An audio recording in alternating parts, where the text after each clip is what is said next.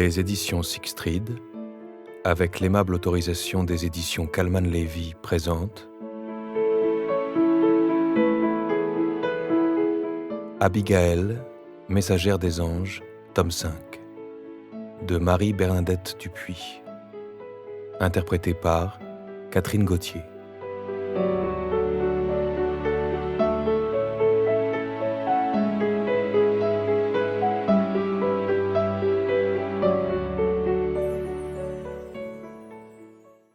Chapitre 1. Amère retrouvaille. Place du Palais, samedi 23 décembre 1944. Abigail et Adrien se regardaient. Autour d'eux, la vie toute simple d'un soir d'hiver continuait, dans l'épicerie où flottaient des odeurs mêlées de tabac, de vin et de cuisine. Le bruit des discussions et le tintement des verres n'atteignaient pas la bulle de silence où ils étaient enfermés, confrontés l'un à l'autre après des mois de séparation. Soudain, le singulier enchantement qui les tenait immobiles et sidérés se brisa. Il en fallut peu, juste la voix gouailleuse de la patronne de la boutique, accoudée au comptoir recouvert de zinc. « Bonsoir, Madame Vermont, qu'est-ce que je vous sers ? Dites, vous en avez un beau manteau. Je parie que c'est un cadeau de votre mari. » C'étaient les mots qu'Abigail ne voulait surtout pas entendre, qui venaient de résonner net, implacables, malgré le brouhaha. Elle fut tellement bouleversée qu'elle en perdit le souffle, en devenant d'une pâleur anormale. Son esprit refusait de réfléchir, au point qu'elle ne savait même plus si elle avait vraiment appelé Adrien tout bas l'instant précédent. « Oh, ça n'a pas l'air d'aller, » insista l'épicière. « Pardi, le froid arrive. » Adrien esquissa une grimace hautaine. Il détourna la tête, vida son verre d'un trait. D'un geste nerveux, il jeta une pièce sur le zinc et il sortit d'un pas rapide. Le carillon de la porte émit un frêle son dont l'écho atteignit le cœur d'Abigail. Mon Dieu, il s'en va.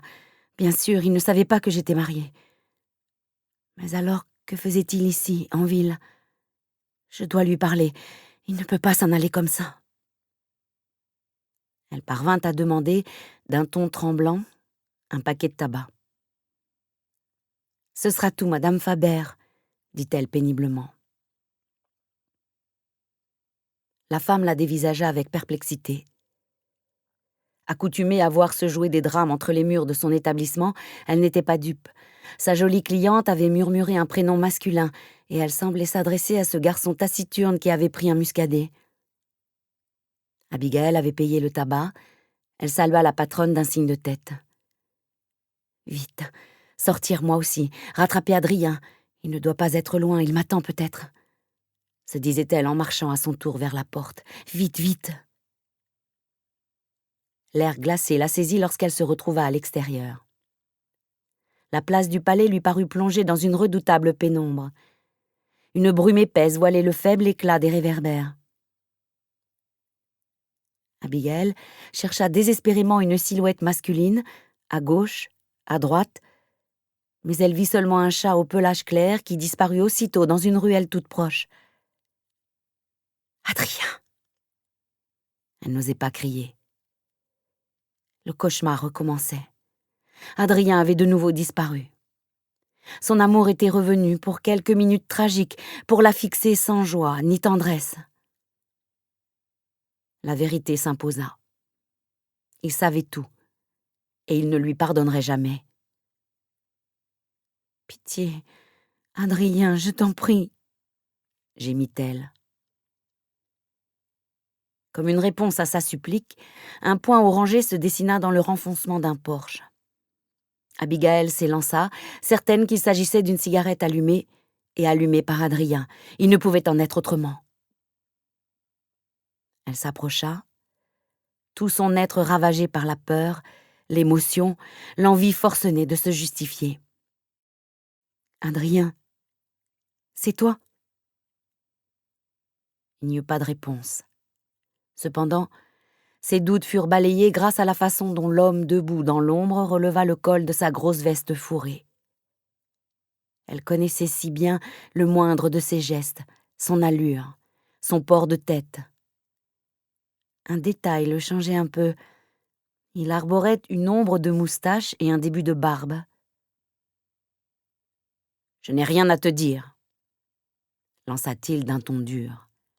« Seigneur, ta voix, ta chère voix, » répliqua-t-elle en balbutiant, remuée jusqu'au tréfonds de son corps par le timbre grave qu'elle avait peu à peu oublié. « Adrien, moi j'ai tant de choses à te dire. Je te croyais mort, on m'a répété, assuré que tu étais mort, fusillé près de Paris, jeté dans une fosse commune. » Abigaël restait à 1 mètre de lui. C'était déjà un supplice, car elle rêvait de l'étreindre, de le toucher, de se blottir au creux de son épaule. Plus rien n'existait sauf lui, Adrien. Il perçut l'élan qu'elle contenait à grand-peine, et il tendit la main pour le freiner. « Reste où tu es, » ordonna-t-il sèchement. « Je sais que tu me pensais mort, comme tout le monde. Je suis passé à la ferme, oui, chez ton oncle. J'étais tellement sûre de te trouver là-bas. En chemin, je me suis bercée de niaiseries, du genre « Mon petit ange courra vers moi, elle sera folle de bonheur. » Et oui, j'espérais te faire la surprise. Pour Noël. Tu te souviens de Noël dernier? Mais oui, je m'en souviens, Adrien. Le sapin, le bon repas, ta robe en laine bleue, nos mains nouées sous la nappe, Cécile qui a reçu une poupée, débita-t-il en passant une main tremblante sur son front. Rien ne s'est passé comme dans mes rêves. Bon sang, j'arrive et je fais peur aux gosses. Madame Mounier en lâche son plat pour se signer. Adrien se tut, essoufflé. Il avança d'un pas, le poing serré, brandi en l'air. Abigaël recula, effarée par l'éclat meurtrier de ses yeux. « Bah, Yvon m'a pris dans ses bras. Il m'a offert à boire, » ajouta-t-il. « Il fallait bien ça, de la gnôle pour que j'encaisse le choc. Qu'est-ce que j'apprends? Ma petite sœur se trouve au château de Torsac, chez ton oncle, un aristo. Et toi, oh toi, tu as épousé un notaire fortuné, rien que ça, mon sosie en plus. Pas bête de ta part, oui, je l'avoue. Débarrassé du pauvre type, tu as trouvé le modèle supérieur, plein aux as. « Tais-toi, je t'en supplie, tais-toi » s'écria-t-elle. « Mon oncle a dû t'expliquer ce qui est arrivé. » Il n'y avait rien à m'expliquer. J'en avais assez entendu. Je suis partie aussitôt. Tel que tu me vois, je repars, n'importe où, droit devant moi. La patrie a encore besoin de soldats. J'irai me faire trouer la peau pour de bon. Sur ces mots, Adrien étouffa un sanglot sec. Le cœur brisé, Abigaël se précipita vers lui. Elle posa sa petite main glacée sur l'épaule solide du jeune homme. Il bondit en arrière, furieux. « Rentrez donc chez vous, Madame Vermont. La bruine va abîmer votre beau manteau de fourrure, le cadeau de votre mari. »« Cette fourrure n'est pas à moi !» hurla-t-elle. « Adrien, ne t'en va pas. Et Cécile, tu oserais disparaître encore sans la revoir? Ta sœur a beaucoup souffert. Elle mérite de savoir que tu es en vie, que tu l'aimes. Et moi aussi, je t'aime. Oui, je t'aime toujours, de toutes mes forces, de toute mon âme. Viens, marchons, aie pitié, tu dois m'écouter, tu dois savoir pourquoi j'ai dû me marier. Accorde-moi au moins ça, Adrien. J'ai failli mourir de t'avoir perdu. Mon oncle t'en a parlé, forcément. » Il fit non d'un mouvement de tête. Elle remarqua alors son air intrigué et la manière brusque dont il avait enfoncé ses poings au fond de ses poches. Peut-être résistait-il à l'envie de l'enlacer. Cette envie qui la brûlait, elle, l'étourdissait. « Viens, marchons un peu tous les deux, » dit-elle.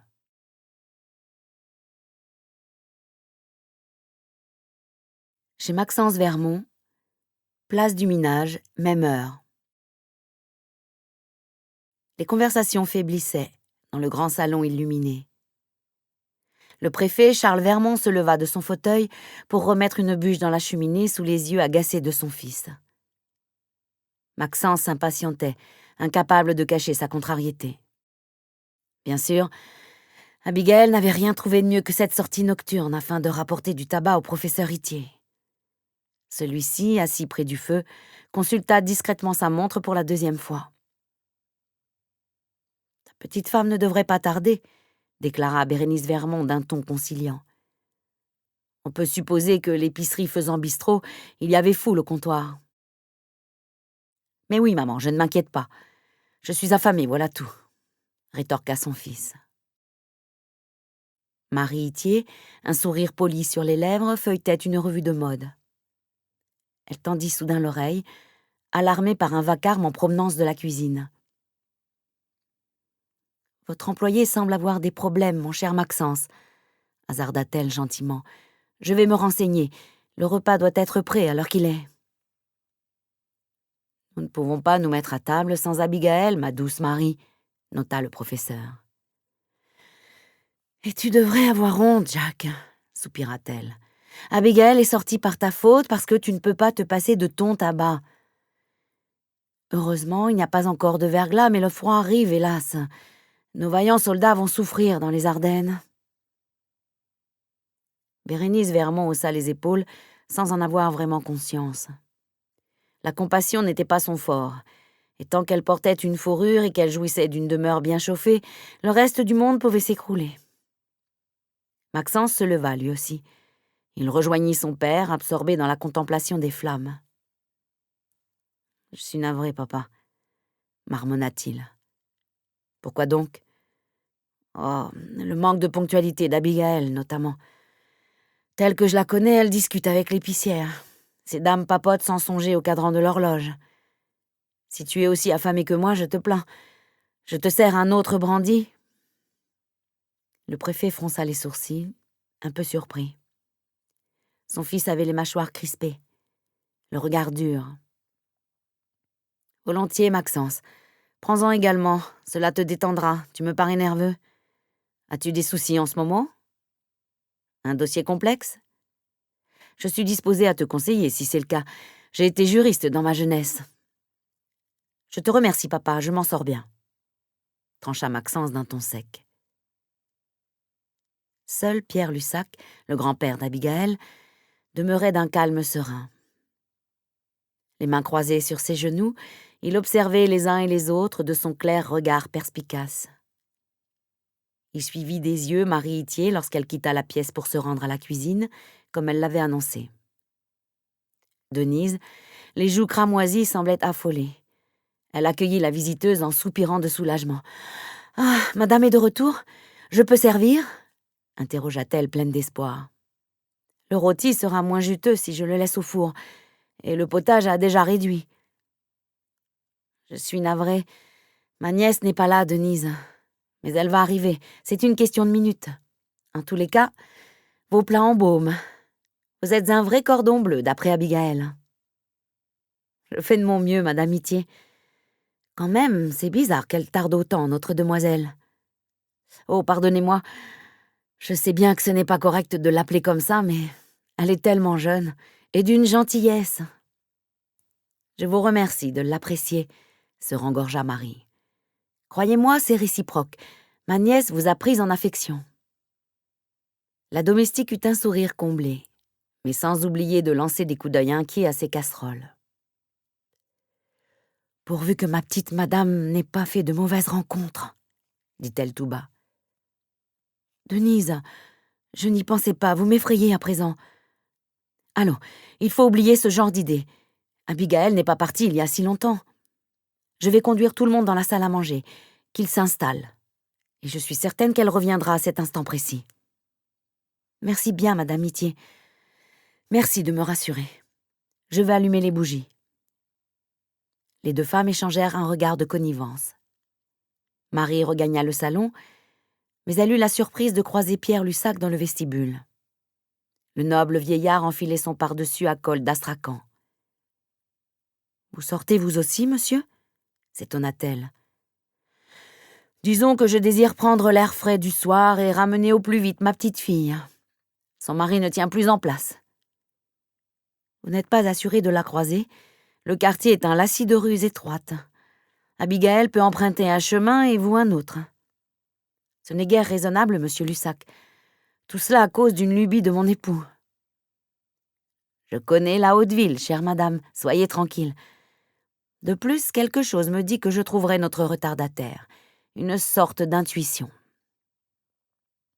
Marie estima impoli de protester davantage. Elle avait vu aussi l'expression singulière du vieil homme. Pierre Lussac possédait un don de prescience, doublé de capacités médiumniques, moins développées et exceptionnelles que celles d'Abigail, mais bien réelles. « Puisque vous vous dévouez, répondit-elle, nous attendrons pour passer à table. Faites attention, les pavés sont glissants. »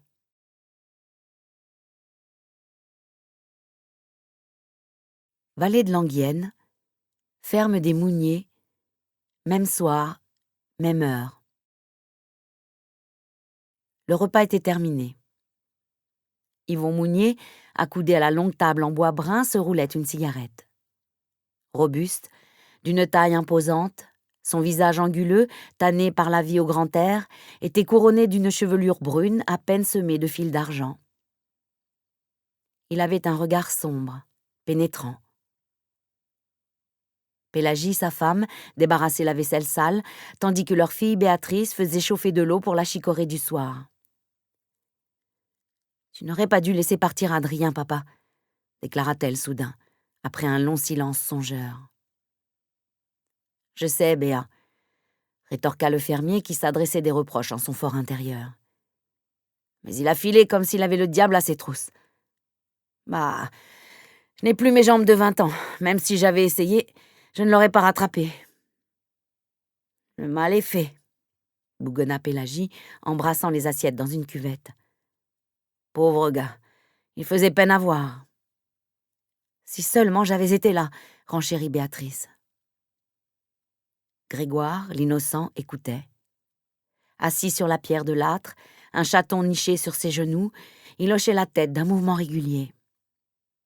Il fait très bientôt ses 13 ans. Cependant, il avait la mentalité d'un enfant de 4 ans. « Pas mort, lui !» annonna-t-il d'une voix aiguë. « Abby sera contente, hein ?»« Toi, t'as tout compris au fond, » soupira Yvon. « Hein, fiston ? Ouais, notre Abby sera contente si elle le revoit, Adrien. J'ai peur qu'il grimpe dans le premier train demain matin, sans même lui rendre visite. » Exaspérée par ce coup du sort, Béatrice alluma une cigarette américaine.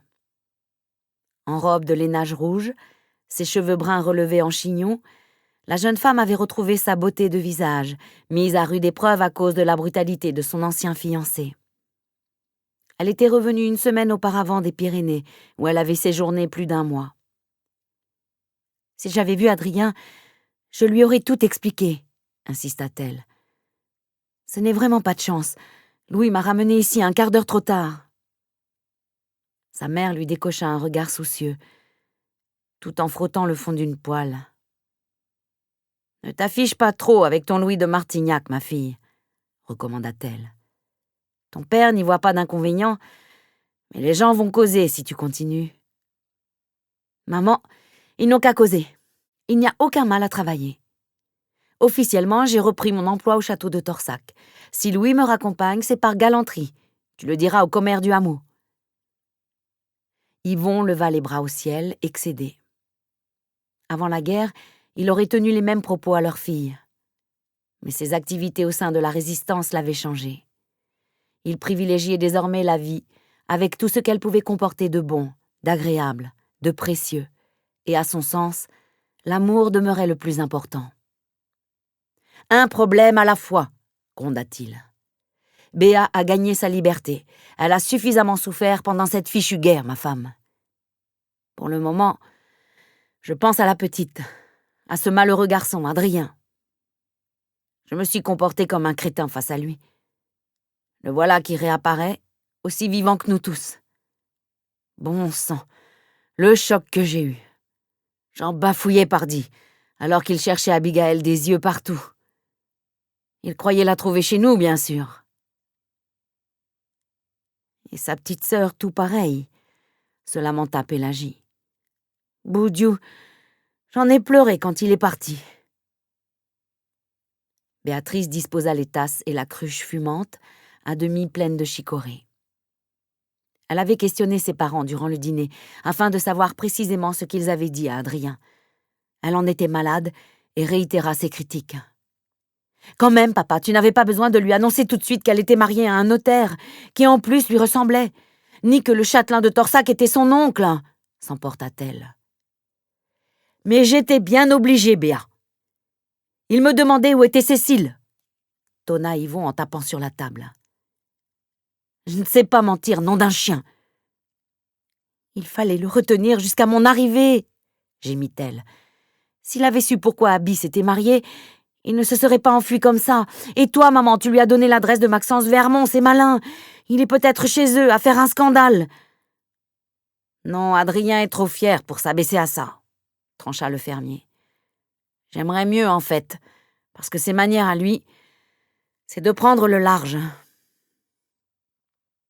Grégoire, apeuré par la voix rauque de son père, courba le dos.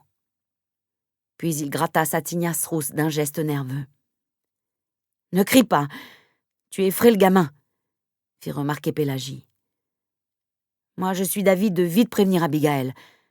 Pas ce soir, demain matin, à la première heure. »« Tu as raison, maman, je monterai en ville, » décida Béatrice. « Le vélo est en état de marche, papa ? » ?»« Oui, mais ça ne servira pas à grand-chose. La petite et son fichu mari doivent passer nous embrasser avant d'aller à Torsac. »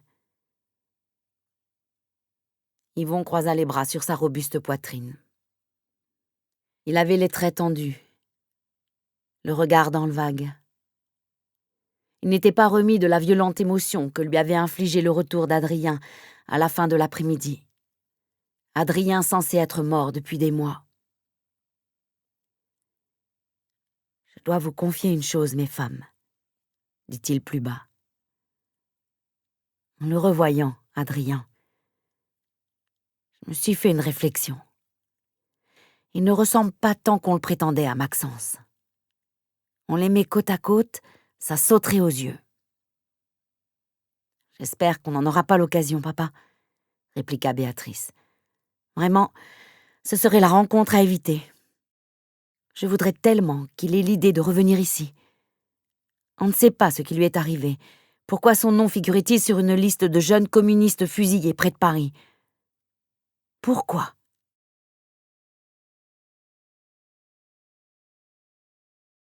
Angoulême, même heure. Adrien avait consenti d'un signe de tête à suivre Abigail. Il s'était engagé, sans un mot de plus, dans la rue du Point du Jour, sombre et froide. « Est-ce que tu m'emmènes place du Minage ?» ironisa-t-il tout à coup, s'en voulant immédiatement de s'être trahi. « Tu savais que j'habitais là ?» s'écria-t-elle. « Donc, tu n'étais pas par hasard dans l'épicerie ? Qu'aurais-tu fait si je n'étais pas venue acheter du tabac pour le professeur ? » Rien. Je n'aurais rien fait, enfin si.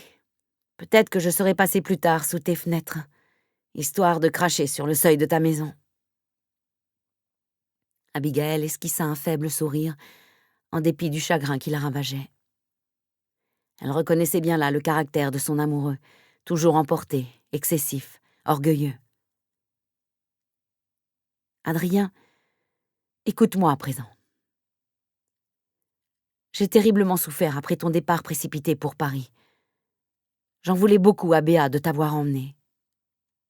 Seigneur, je te revois encore, te ruant vers la porte du grenier, pressé de partir à l'aventure, indifférent à mon chagrin. Pourtant je te comprenais, et pour rien au monde, je ne t'aurais empêché de suivre la voie que tu avais choisie. Je ne te fais aucun reproche, sache-le. Mais j'étais désespérée. Encore une minute, et je vais être le bourreau et toi la victime. Ou bien le responsable de ton mariage, coupa-t-il d'un ton dur. Non, Absolument pas. Je t'en prie, arrête de m'interrompre. C'est assez difficile pour moi de te raconter tout ceci. Je n'ai pas le choix. Je ne peux pas te cacher la vérité, insista-t-elle. J'avais repris courage en recevant ta carte postale, car tu pensais à moi, tu ne m'oubliais pas. Peu après, je me suis aperçue que j'étais enceinte. Adrien sursauta. Il s'immobilisa au milieu de la rue pour la regarder. Malgré la pénombre, il distinguait son clair visage exalté, l'éclat d'azur de ses beaux yeux, où se reflétait la faible clarté d'un réverbère. « Quoi ? Répète un peu !» ordonna-t-il d'une voix altérée. « J'attendais un enfant. Ton enfant. Au début, j'ai été heureuse, éblouie. Mais ensuite, j'ai eu peur que tu ne reviennes pas avant la naissance. Béa était dans la confidence. Elle m'a conseillé de cacher ma grossesse le plus longtemps possible. J'avais foi en toi, Adrien. J'étais sûre que tu voudrais m'épouser, élever notre bébé. Autant être franche, j'ai eu des doutes aussi. Je craignais que tu te sentes prisonnier, obligé de rester près de moi. » Elle avança de quelques pas.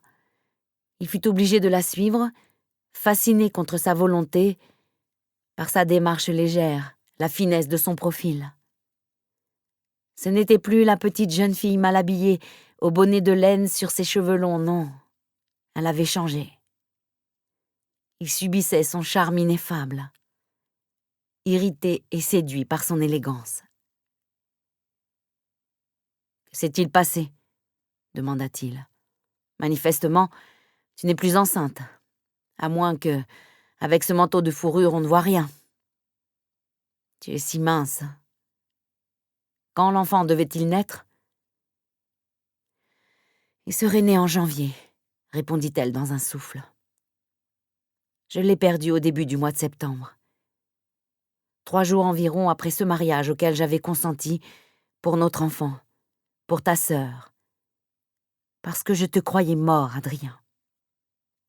Et c'est précisément quand j'ai appris cette nouvelle épouvantable que j'ai dû révéler mon état. Au fond, sans Cécile, sans le bébé que j'attendais, je n'aurais pas survécu. Si tu savais dans quelle tourmente je me suis retrouvée, une fois remise de ce choc affreux. » Tantine était scandalisée. Oncle Yvon se disait déçu par notre conduite à tous les deux. « Je suis désolée que tu aies enduré tout ça sans mon soutien, sans mon réconfort.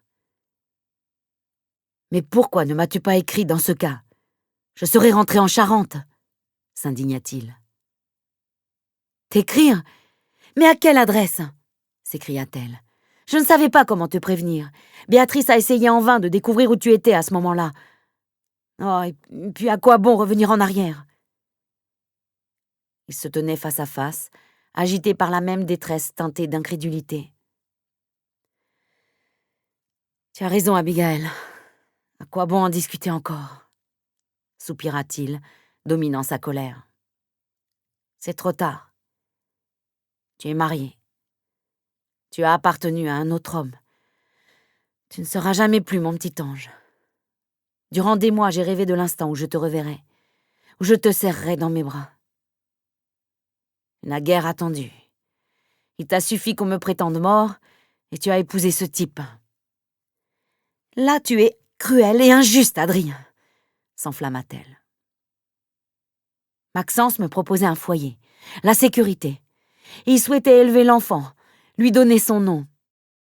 Jorge Pérez s'est proposé aussi pour que je puisse rester à la ferme, près de ma famille. Mon Dieu, je me sentais perdue, assommée par trop de paroles, de conseils.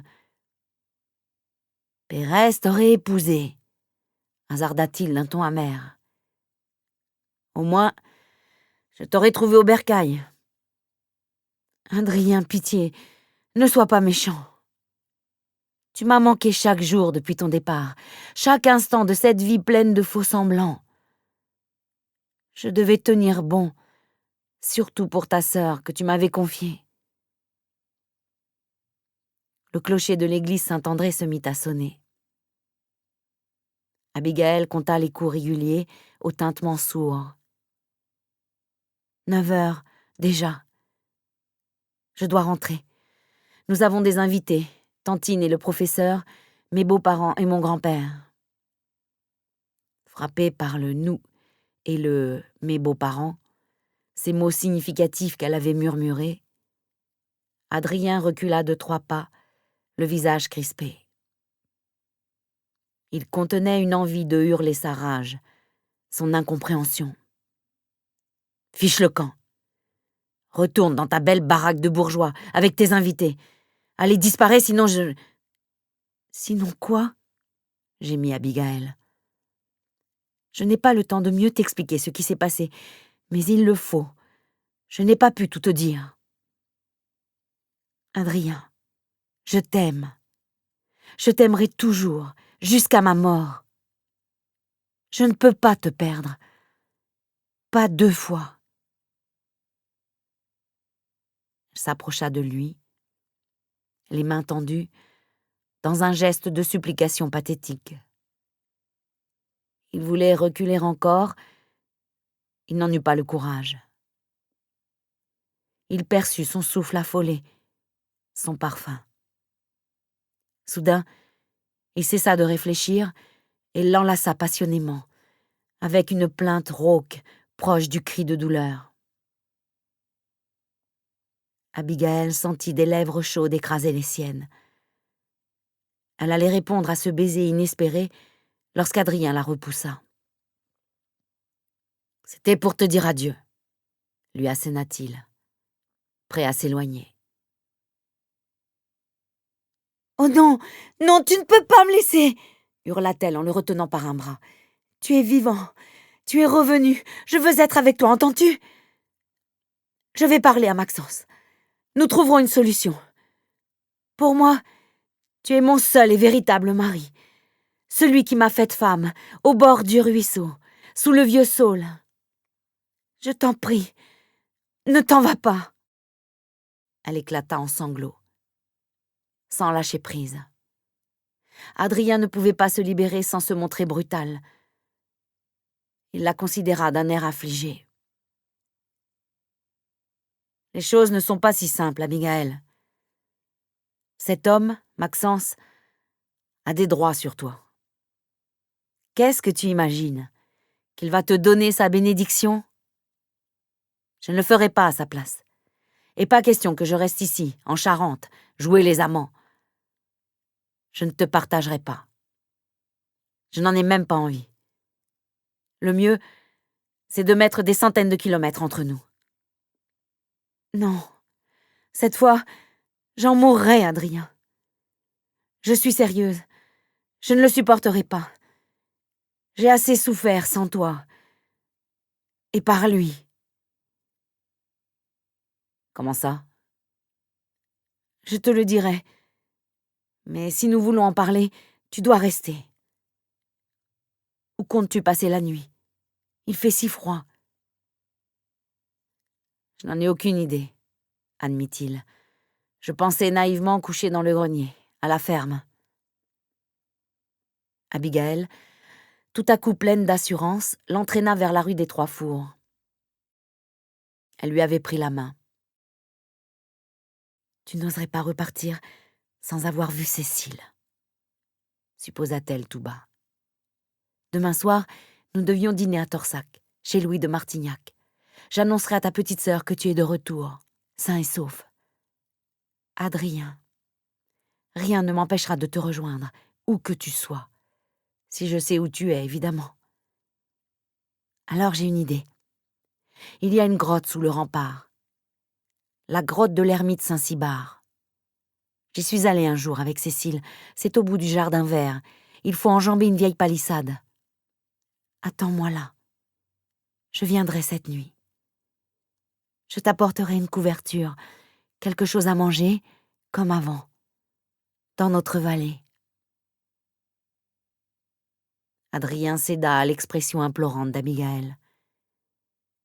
Il était sensible à sa voix douce, persuasive, au regard de femme amoureuse qu'elle lui adressait, et dont il subissait le pouvoir. « Je ne veux pas t'attirer d'ennui, » protesta-t-il. « J'ai besoin de marcher.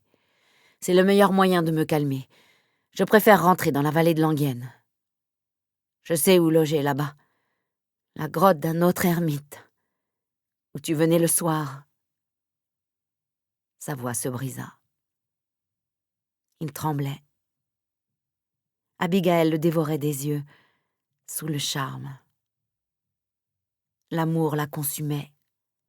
Elle rêvait d'être à nouveau serrée contre lui, de l'embrasser.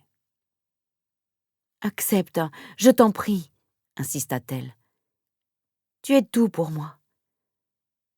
Je viendrai à 2 heures du matin, sous le rempart. Tu verras, il y a une plaque qui indique l'ermitage Saint-Cybard. C'est important. Tu as besoin de savoir toute la vérité. » « Eh bien d'accord, j'y serai. Là ou ailleurs. » Infiniment soulagée, Abigaël se jeta à son cou. Elle effleura sa bouche du bout des lèvres. Adrien l'étreignit quelques secondes, puis il lui donna un baiser. Ils ne furent plus qu'un seul être, chacun submergé de sensations jamais oubliées, d'ondes de chaleur, d'émerveillement. Elle se sentit renaître, tout son jeune corps irradié d'une délicieuse fièvre. « J'en fais le serment. Maxence ne me touchera plus. À compter de cette minute, Adrien, » déclara-t-elle, haletante, quand ils se séparèrent. « Je m'en vais. À tout à l'heure, mon amour. » Elle lui tourna le dos pour avoir la force de le quitter et de regagner la maison de la place du Minage, où l'on devait sûrement s'inquiéter de son absence prolongée. Elle se mit à courir. Mais parvenue à l'entrée de la rue Froide, un homme de haute taille lui fit signe, qui semblait la guetter. « D'où viens-tu, petite ?» demanda-t-il. C'était Pierre Lussac, la mine soucieuse. Abigaël se rua vers lui, essoufflée. Elle se réfugia dans ses bras. « Grand-père, pardonne-moi. Oh, grand-père, si tu savais. Je suis tellement heureuse et si malheureuse en même temps. Aide-moi, je t'en prie. » « Pourrais-tu d'abord m'expliquer ce qui se passe, chère petite ? » « Je te promets de le faire, mais nous devons rentrer, et ce serait trop long pour tout te raconter. Je t'en supplie, fais-moi confiance. Tu étais partie à ma recherche ? » ?»« Plus ou moins. J'avais besoin de prendre l'air, car j'ai perdu l'habitude des soirées en société, » affirma-t-il en la dévisageant. « On s'impatiente chez toi. J'ai préféré sortir. »« Je dois trouver une excuse, » s'affola Abigaël, tandis qu'ils se rapprochaient de la place du Minage. Ils avaient marché d'un bon pas, mais à peine en vue de la maison, Maxence en jaillit comme un diable de sa boîte. Il leva les bras au ciel en les apercevant, la mine courroucée. « Quand même, ce n'est pas trop tôt !» s'écria-t-il. « Où étais-tu, ma chérie ?»« Je suis désolée, » répondit-elle. « Il y a eu un imprévu, Maxence. »« Je me demande bien lequel, » rétorqua celui-ci. « Vite, venez, le potage est servi. » Pierre Lussac prit la situation en main avec un aplomb qui étonna Abigaël. D'un ton ferme, cordial cependant, il fit en sorte de rassurer le jeune notaire à bout de nerfs. « Ne blâmez pas ma petite fille, monsieur. Il y avait une échauffourée dans l'épicerie. La patronne a pensé plus prudent de retenir Abigaël au fond de la boutique. Je suis arrivé à point nommé pour la ramener saine et sauve. » »« C'est donc ça. Je ne suis guère surpris. Le soir, tous les ivrognes du quartier se donnent rendez-vous là-bas. Tu as tort de te servir chez cette femme, ma chérie. Personnellement, il faudrait me payer cher pour que j'y mette un pied. » »« Mais je n'y vais jamais aussi tard, d'habitude, » se défendit Abigaël. « J'étais très ennuyée, je me doutais que vous m'attendiez. » Elle pensa que par bonheur, Maxence n'irait jamais vérifier les propos de son grand-père, qui venait de faire un pieux mensonge à seule fin de l'aider. Pleine de gratitude, elle lui étreignit discrètement la main. Il serra en retour ses doigts glacés, sans cesser de l'observer d'un œil perspicace. Pendant qu'ils ôtaient leurs manteaux, Maxence s'étant précipité dans la salle à manger, Pierre Lussac chuchota. « Tu es différente. Tes yeux n'ont jamais brillé autant, ma chère enfant. Aurais-tu croisé le chemin d'un ange ?»« C'est presque ça, grand-père, » répliqua-t-elle tout bas. Abigaël rejoignit à son tour la salle à manger. Le décor était tel qu'elle l'avait imaginé. Les bougies allumées, les chandeliers en argent, le buffet où trônait un gros bouquet de houx. Denise se tenait près de la porte-fenêtre donnant sur le jardin, les mains cachées sous un pan de son tablier. La domestique, le teint rosi, surveillait les assiettes de chaque convive. « Madame prendra-t-elle du potage ?» demanda-t-elle. « Il est encore chaud. Et monsieur Lussac ?»« Bien sûr, Denise, » affirma Abigaël, une fois assise à sa place. « Je vous en prie, pardonnez mon retard. Grand-père est témoin. Il y a eu une sorte de bagarre dans l'épicerie, devant le comptoir. Tantine, tu ne t'es pas inquiétée au moins ?»« Un peu, » avoua Marie. « Enfin, tu es là, c'est le principal. J'espère que tu es satisfait, Jacques. Ton caprice de fumeur aurait pu gâcher la soirée. Une soirée spéciale quand même, car Abigaël n'en a pas parlé, mais elle a eu 17 ans aujourd'hui. » « En effet, tu me l'as dit ce matin, Marie, » admit le professeur Itier, qui était confus. Il glissa à la hâte dans sa poche de veste le paquet de tabac que lui avait remis Abigaël. Elle le vit faire. Ce geste furtif de coupable la toucha en plein cœur. « Est-ce que j'aurais revu Adrien sans le fameux caprice du professeur ?» s'interrogea-t-elle. « Non. Je suis certaine qu'il serait parti, sans même chercher à embrasser Cécile. Oncle Yvon m'aurait appris qu'il était passé à la ferme et... Non, non, je refuse de songer à ça.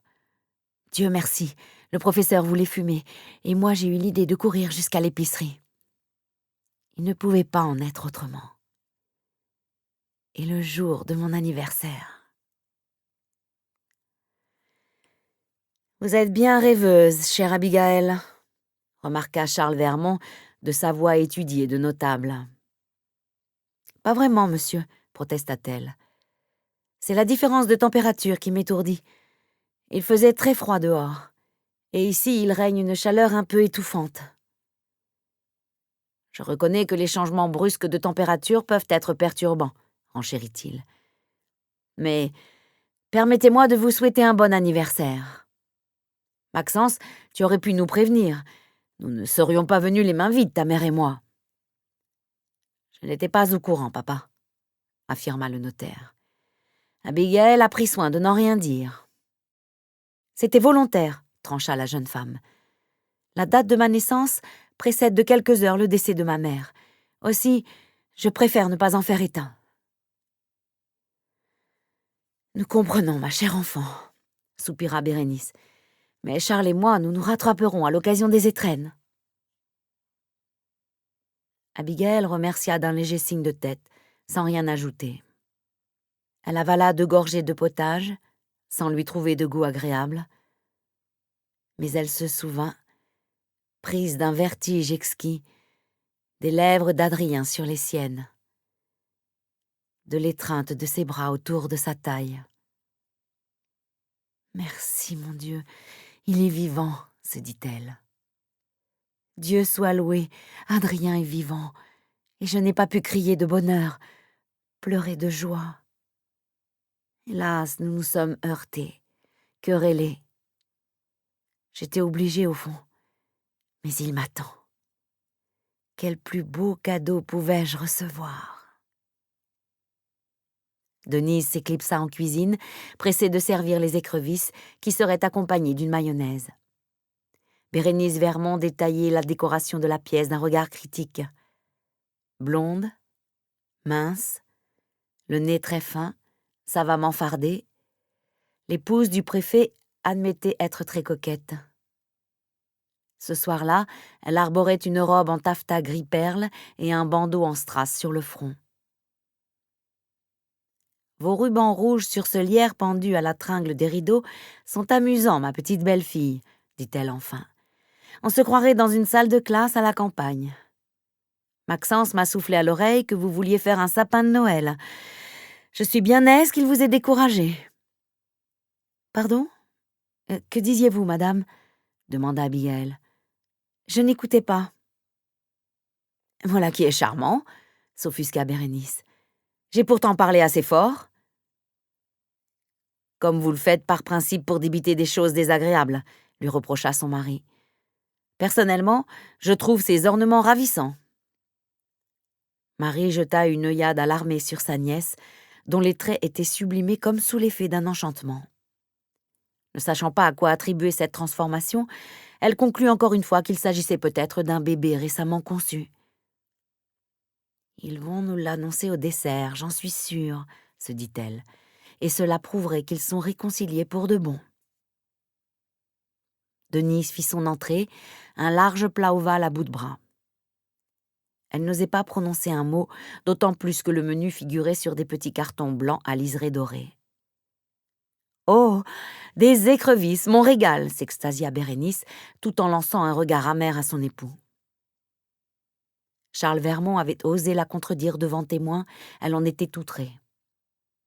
Le professeur se décida à prendre la parole après de longues minutes de mutisme gêné. « J'apprécie également les écrevisses, chère madame, » avoua-t-il. « Gamin, j'allais en pêcher la nuit, avec mon père, du côté de Montbron. Il fallait marcher une bonne distance à travers bois pour dénicher le ruisseau propice. »« Vraiment, Jacques ?» s'esclaffa Maxence. « Nous y retournerons ensemble, si vous voulez. » Une conversation s'amorça, où il était surtout question de ces crustacés d'eau douce, faciles à prendre à la nasse grâce à des appâts plutôt répugnants, comme des viscères de mouton ou des morceaux de viande avariés. Seul Pierre Lussac garda le silence. « Pitié, messieurs !» s'exclama Marie. « Vous me coupez l'appétit. N'est-ce pas, Abigail ?»« Abigail, je te parle. » »« Mais monsieur Vermont avait raison. Tu rêves les yeux ouverts. » »« Je suis désolée, tantine. » Sa propre voix lui semblait lointaine et singulière. Abigail eut l'impression de participer à une comédie au milieu d'un décor fastueux, sans être en rien concernée. Elle ne pouvait plus jouer son rôle, ni accepter le cadre agréable qui l'entourait. « Adrien est vivant, lui que j'ai cru mort durant des mois, » pensait-elle. Il marche dans la ville, seul, malheureux, et je dois rester à table, discuter. Adrien est vivant. Vivant, alors tant pis s'il est furieux, désespéré, tant pis, je saurai lui prouver combien je l'aime. Maxence, irrité de la voir aussi distante, mais d'une beauté radieuse, fit teinter sa fourchette contre le cristal de son verre à pied. L'alcool qu'il avait bu pendant l'absence d'Abigail lui montait à la tête. « Monsieur Lussac, » s'écria-t-il d'une voix aigre, « puisque vous avez retrouvé ma femme dans cette maudite épicerie, expliquez-nous ce qui lui est arrivé. On la dirait illuminée et pas du tout disposée à rendre ce dîner plaisant. »« Je vous en prie, Maxence, » s'indigna Marie. « Ne vous emportez pas ainsi. »« Madame Itier dit vrai, mon fils, tu frôles le ridicule, » ajouta le préfet. « Pour l'instant, c'est toi qui risques de gâcher le repas. » Maxence serra les poings, pinça les lèvres, sans oser répondre à son père. Abigail, gênée d'être responsable de cette esclandre, fit un effort pour ne plus penser à Adrien. Ce n'était pas le moment de créer des tensions si elle voulait le rejoindre à 2 heures du matin. « Je vous en prie, dit-elle, ne vous fâchez pas à cause de moi. J'ai un début de migraine et j'essayais de ne pas le montrer. »« Je vous apporte tout de suite un cachet d'aspirine, madame, » lui dit Denise. « Seigneur, je sais ce que c'est les maux de tête. Il n'y a rien de plus pénible. » Bérénice Vermont étudia la mine de sa belle-fille d'un air perplexe.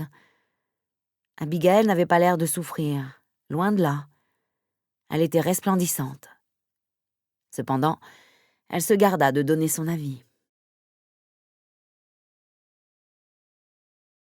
1 heure plus tard, la bonne humeur était générale et le dessert élaboré par la vaillante employée de maison remportait un franc succès. Abigail avait contribué à détendre l'atmosphère, en apparence soulagée par le comprimé d'aspirine, mais en secret, malade d'impatience à l'idée de revoir Adrien. Elle avait fait l'effort de ne pas regarder sa montre bracelet trop souvent, attentive néanmoins au son de cloche étouffée qui parvenait de l'église Saint-André. « Denise, il faudra m'écrire votre recette », décréta Marie dès que la domestique apporta les digestifs. « Votre tarte était digne d'un excellent pâtissier. » « Merci bien, Madame Itier », se rengorgea celle-ci. « Ce n'est pas compliqué, je vous assure. Une pâte sablée, de la crème de marron et une couche de meringue qui dort un peu à four très doux. » J'ai senti un léger arôme de cognac, hasarda le professeur. Est-ce que je me trompe? Eh non, monsieur, je mets un dé d'alcool dans la crème de marron, du sucre vanillé aussi. Voilà l'intérêt de disposer de tout le nécessaire en cette période de restriction, pérora Bérénice Vermont de sa voix pointue. La réflexion déplut à Abigail. Un sentiment d'impuissance, mêlé de honte, la submergea en songeant à ceux qui manquaient toujours de sucre, de farine, de viande, notamment dans les villes. Pour sa part, elle n'avait guère souffert de privation, pas plus à la ferme des Mouniers qu'ici chez son mari. Elle se rappela alors une parole de son oncle Louis, le châtelain de Torsac, qui s'étonnait du confort matériel dont jouissait la famille Vermont.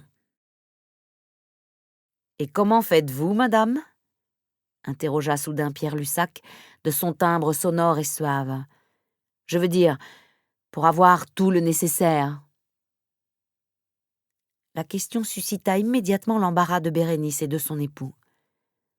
Le préfet eut un geste de la main, comme s'il chassait un insecte importun, avant de déclarer « L'argent fait des miracles, cher monsieur. De plus, nous disposions de solides réserves de nourriture, sans compter des terres exploitables. Mes métayers nous fournissent de précieuses denrées, et de leur côté, ils sont pourvus également en aliments frais.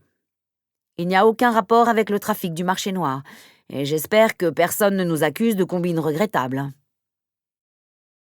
« Je me renseignais seulement, » plaida le vieil homme en souriant. « Votre explication me suffit, et je ne vous accusais pas, monsieur Vermont. »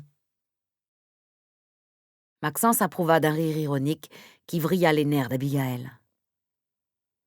Elle constata sur le visage coloré de son jeune mari les signes d'un état d'ébriété manifeste. Il n'avait pas tenu promesse. Une sourde crainte la rendit nerveuse. L'ivresse pouvait changer son mari en brute et stimuler sa sensualité déjà exigeante. « Si nous passions au salon, suggéra-t-elle, je prendrai volontiers une tasse de chicorée. Et vous pourrez enfin fumer votre pipe, Jacques. »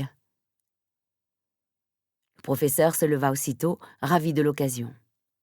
Il adressa un clin d'œil amical à la jeune femme. Marie retint un soupir agacé. « Qu'est-ce qui t'ennuie, tantine ?» s'enquit gentiment Abigail en la prenant par le bras pour traverser le couloir.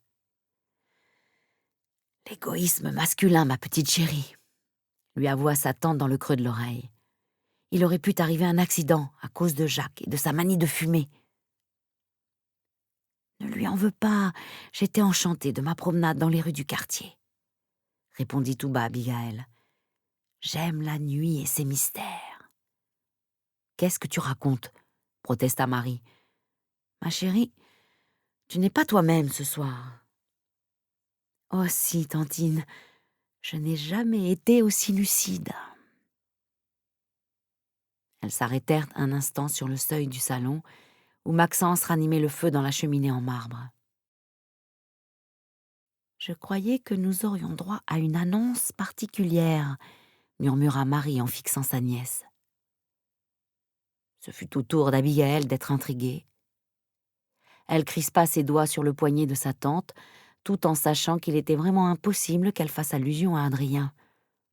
« Quelle annonce ? » ?»« Tu me comprends, je pensais à un heureux événement. »« Non, Dieu soit loué, non, tantine. Je ne suis pas enceinte, » chuchota-t-elle. « Ce serait un grand malheur, tu comprendras bientôt pourquoi. » Ces mots achevèrent d'alarmer Marie. Abigaël l'embrassa sur la joue, et d'un pas dansant, elle rejoignit ses invités.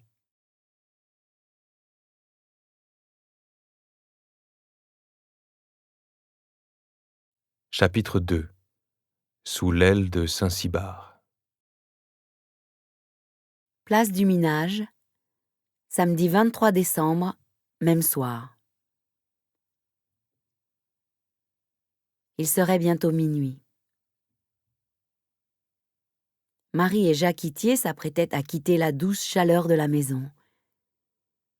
Bien emmitouflés, ils franchirent la porte entrebâillée et descendirent les 2 marches du perron.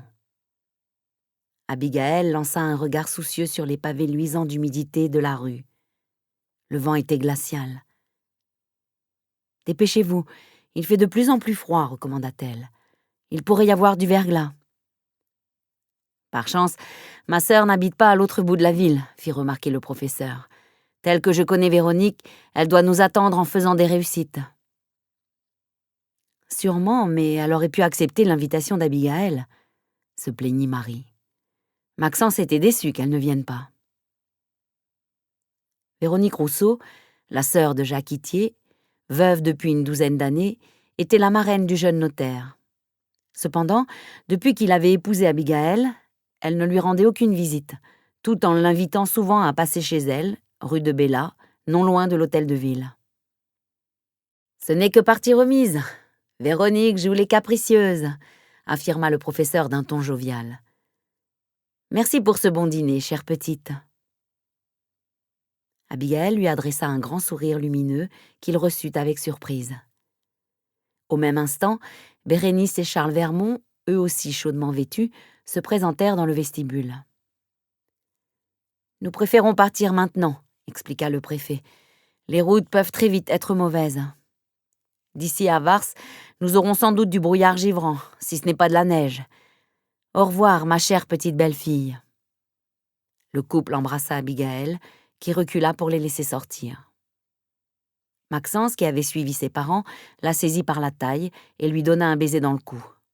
« Nous allons enfin être seuls, » lui dit-il à l'oreille. Elle tressaillit sous le coup d'une brusque angoisse. Son mari n'avait tenté aucun rapprochement ces derniers jours, mais son haleine la renseignait, il avait abusé d'alcool toute la soirée.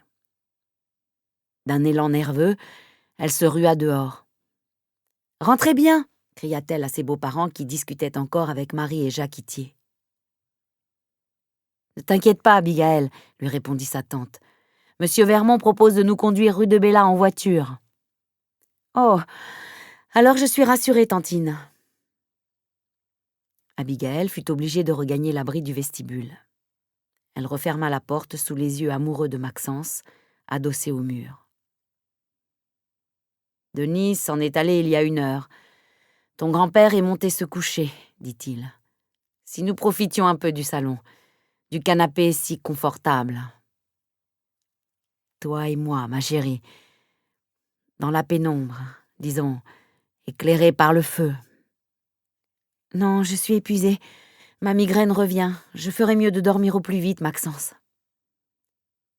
La fameuse migraine des femmes que le plaisir indiffère, dit-il entre ses dents. J'ai compris. Tu ne veux toujours pas de moi. Et pitié, au moins ce soir. Ma chérie, ma beauté, je ne t'ai pas touchée depuis le 15 décembre exactement. Rien, pas un baiser, pas un geste de tendresse. Je tenais à te respecter après avoir écouté tes confidences. J'ai eu le loisir d'y songer, crois-moi. Tu as subi des violences de la part d'autres hommes, j'en tiens compte dorénavant. Je te le promets, je serai doux, attentif. Comme tu m'avais promis de ne plus boire, rétorqua-t-elle.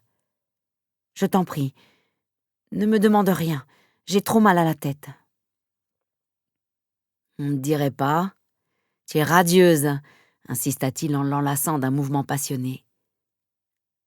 Abigaël, mon adorée, je suis à peine ivre, j'ai été prudent. Seulement je t'aime, j'ai envie de toi. Si elle n'avait pas revu Adrien, bien vivant, elle aurait peut-être cédé afin d'assumer son devoir d'épouse. Mais il n'en était plus question. Sans avoir la moindre idée de l'avenir proche, Abigaël avait la ferme intention de ne plus rien accorder à Maxence. « Je t'en supplie, laisse-moi » ordonna-t-elle en essayant de le repousser. Il la serra contre lui pour l'empêcher de s'échapper, puis tenta de l'embrasser sur la bouche. Elle détourna la tête, affolée. « Non, non !» gémit-elle. « Je ne peux pas !» Maxence relâcha son étreinte, intrigué par ces derniers mots. Il n'eut pas le temps de l'interroger. Des pas résonnèrent dans l'escalier, tandis que la voix de Pierre Lussac leur parvenait. « Abigaël, où es-tu, petite ?»« Grand-père a besoin de moi, » dit-elle tout bas en se libérant enfin. Elle courut jusqu'au bas des marches. Le vieil homme en robe de chambre satinée se tenait à la rampe. « Je suis là, grand-père. As-tu un souci ?»« Oh, c'est idiot. L'ampoule de ma lampe de chevet vient de griller. Je voulais savoir si tu en aurais une de rechange. J'étais en train de lire. Ton mari peut s'en occuper, ne te dérange pas. » La mine morose, Maxence s'approchait. Il avait tout entendu, et quelques minutes plus tard, il montait, seul, à l'étage, une ampoule neuve entre les doigts. Gênée, Abigaël osait à peine regarder son grand-père. Il murmura en se penchant vers elle. « J'ai l'impression d'être intervenu au bon moment, ma pauvre enfant. Tu ne sembles pas très en accord avec ton jeune époux. Il y a des choses intimes dont je n'ose pas parler, » avoua-t-elle dans un souffle. « Grand-père, je te remercie. Ce soir, tu as volé 2 fois à mon secours. Je t'en prie, quoi qu'il se passe à l'avenir, aie confiance en moi. Je ne ferai rien de mal, rien de contraire aux enseignements de Jésus-Christ. » « J'en suis persuadée. Si tu me préparais une tisane, petite, » suggéra Pierre Lussac à voix basse. « Ton mari était éméché, je l'ai constaté. Ainsi, nous lui donnerions l'occasion de s'endormir. » Abigaël approuva. Frappée par la finesse d'intuition et d'esprit de son grand-père, elle se demanda s'il ne lisait pas en elle comme dans un livre ouvert. Ils se retrouvèrent tous les deux assis à la table de la cuisine, face à face, silencieux. Le dialogue se nouait au fond de leurs yeux bleus, si clairs, si éloquents. « Tu n'es pas heureuse, et je voudrais te protéger, » disait le regard brillant de l'aïeul. « Je devine un secret qui fait battre ton cœur. » « Merci d'être là, près de moi. J'aimerais tant te raconter ce qui vient de m'arriver, » répondaient les prunelles d'azur de la jeune femme. Le sifflement de la bouilloire mit fin à cet échange de pensées. Abigaël se leva pour faire infuser du tilleul et de la camomille. Sa pudeur la retenait de tout avouer à son grand-père, autant que la présence de Maxence à l'étage. Elle espéra qu'il dormait déjà. « Tu ignores certaines choses sur moi, » confessa-t-elle. « J'en suis désolée. Pendant nos premières rencontres, j'ai surtout tenu à mieux te connaître. Je voudrais bien que tu sois au courant d'une page importante de ma vie et que tu saches la vérité sur mon mariage. Bientôt, je ne pourrai plus me taire. D'ici là, je t'en supplie, aie confiance en moi. Ma petite fille, j'attendrai patiemment. Cependant, il n'est pas nécessaire d'être clairvoyant pour constater que vous n'êtes pas un couple uni, Maxence et toi. Ce garçon-là, je me permets de l'appeler ainsi à cause de mon grand âge, ce garçon me met mal à l'aise. Son aura est grise, terne. » « Son aura ?» Abigaël poussa sa chaise contre celle de Pierre Lussac. Elle demanda tout bas, sidérée. « Grand-père, tu vois les auras ?» Claire Roy, qui possède des dons de guérisseuse, qui est médium aussi, ne distinguait pas les auras des gens. Elle n'avait même aucune idée de ce phénomène. Mais le père Marot, lui, les voyait très bien. C'était un vieux rebouteux. Il apparaît parfois dans mes rêves pour me donner des conseils ou des renseignements. C'est dommage. Il avait confié à Claire un cahier où il notait toutes ses expériences, ses prédictions.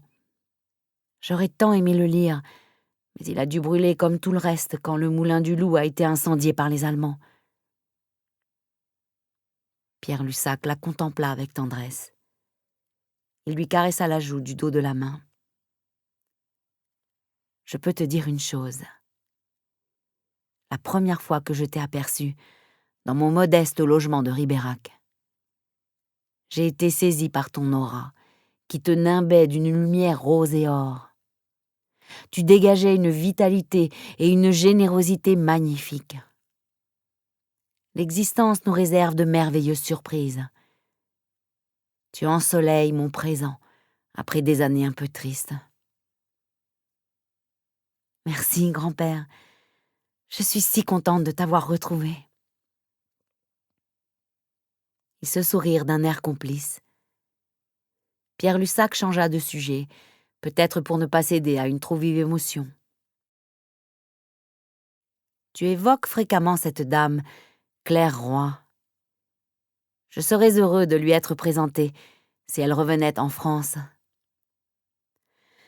Elle reviendra, j'en suis sûre, » soupira Abigail. « Je l'aime de tout mon cœur. En plus, nous sommes parentes, ce qui renforce nos liens.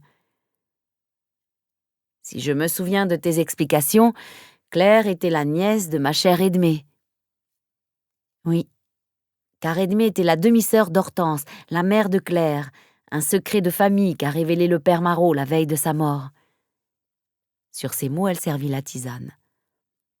De toute évidence, Maxence avait dû se coucher et s'endormir. Infiniment soulagée, elle jeta un coup d'œil à sa montre. Il était presque 1h du matin. « Grand-père, il est tard et je te retiens ici. Tu ne pourras pas lire longtemps, nous avons un programme chargé demain. »« Je sais, ma petite. Nous rendons visite à ton oncle Yvon et nous emmenons ta cousine Béatrice au château de Torsac où nous devons réveillonner. » Un réveillon. Si j'avais pu imaginer que je dînerais un jour sous le noble toit des Martignac une veille de Noël. Je suis un peu anxieux. Edmée n'aurait pas prisé mon intrusion chez elle de son vivant. Ne crains pas de la contrarier, grand-père. Son âme est en paix, je le sens. Et puis, tu l'as aimée profondément. Elle n'a rien à te reprocher. Le vieil homme hocha la tête. Il avait accepté l'invitation de Louis de Martignac pour ne pas décevoir Abigail, mais au fond de lui, il appréhendait cette soirée au château. La jeune femme, de son côté, considérait l'emploi du temps établi sous un nouvel angle. Les données seraient faussées, maintenant qu'Adrien était de retour. « Je dois avouer la vérité à Cécile avec précaution, » se dit-elle. « Et à Maxence, le plus vite possible. » « Qu'est-ce qui te préoccupe ?» s'enquit son grand-père. « Je ne peux pas encore te répondre. Je suis désolée. Viens, je t'accompagne là-haut pour vérifier que ta lampe de chevet fonctionne. » Il n'insista pas, sans chercher à dissimuler son inquiétude. Ils se séparèrent sur le seuil de la chambre où Pierre Lussac était censé demeurer dès le 1er janvier. La pièce, de belle dimension, tapissée de verre amande, disposait d'une fenêtre qui avait vue sur la place du Minage. « Bonne nuit, cher grand-père. À demain matin, » murmura-t-elle. « Je te souhaite moi aussi une bonne nuit, » répliqua-t-il tout bas. « Sois prudente, ma petite fille, je t'en prie. » « Mais Chut ! Ne dis rien. Ne te brise pas les ailes, car celles des fées sont les plus fragiles au monde, Abigail. » Il l'embrassa sur le front. Elle s'éloigna, désemparée, sûre d'avoir été démasquée. « Est-ce que ça se voit tant sur mon visage ?» s'affola-t-elle. « Ai-je l'air d'une fille prête à courir vers celui qu'elle aime ?» Elle refusa d'y songer davantage. Par acquis de conscience, elle tourna délicatement la poignée de la chambre de Maxence. Son mari, torse nu, les bras en croix, gisait sur le dos, la bouche entr'ouverte. Un léger ronflement ponctuait sa respiration. Elle referma la porte avec précaution.